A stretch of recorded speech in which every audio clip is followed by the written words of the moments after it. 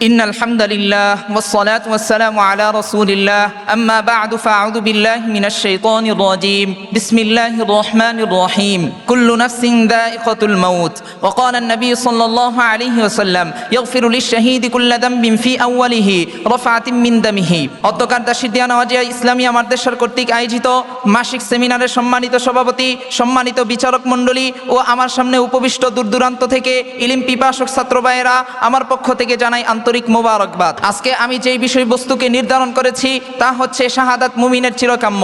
এই সংক্ষিপ্ত সময়ের মধ্যে কিছু কিঞ্চিত আলোচনা করার চেষ্টা করব ইনশাআল্লাহ। পৃথিবীর বুকে আজ পর্যন্ত যত প্রাণী জন্মেছে সকলকেই চলে যেতে হয়েছে এই পৃথিবী ছেড়ে। কেউ চিরস্থায়ী হতে পারেনি এই ক্ষণস্থায়ী পৃথিবীতে।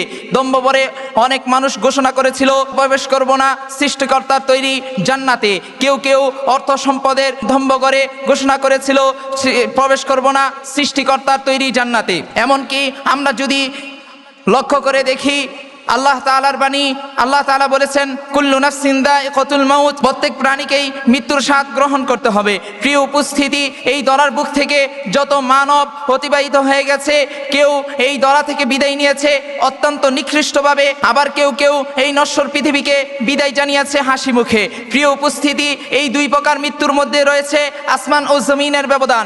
একটির মধ্যে রয়েছে অত্যন্ত কষ্টকর এবং নিম্নতর মৃত্যু, এবং অপরটির মধ্যে রয়েছে মর্যাদা ও সম্মানের উচ্চ শিখর। প্রিয় উপস্থিতি, এই প্রেক্ষিতে আল্লাহ তাআলা পবিত্র কোরআনুল কারীমের মধ্যে বলেন ওয়ালা ইন কুতিলতুম ফি সাবিলিল্লাহি আও মুততুম লামাগফিরাতুম মিনাল্লাহি ওয়া রাহমাতুন খায়রুম মিম্মা ইয়াজমাউন। প্রিয় উপস্থিতি, যে ব্যক্তি আল্লাহ তাআলার কাছে নিহত হবে এবং মৃত্যুবরণ করবে, আল্লাহ তাআলা তার জন্য রেখেছেন অজস্র ক্ষমা ও রহমত। লোকেরা যা কিছু সঞ্চয় করে তার থেকে এটি সর্বোত্তম। প্রিয় উপস্থিতি, মর্ত সকলকেই একদিন হবে, আর এই মৃত্যুটা অনেকভাবেই হতে পারে।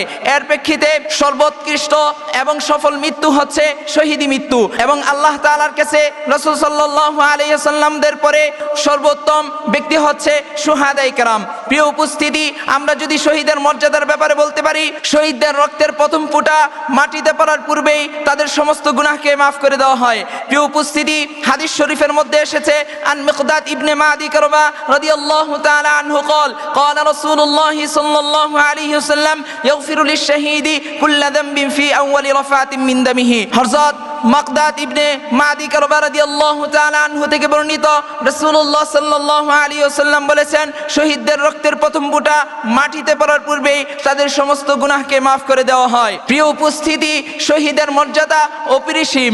উপরিউক্ত আয়াতের মাধ্যমে আমরা সেটাই জানতে পারলাম।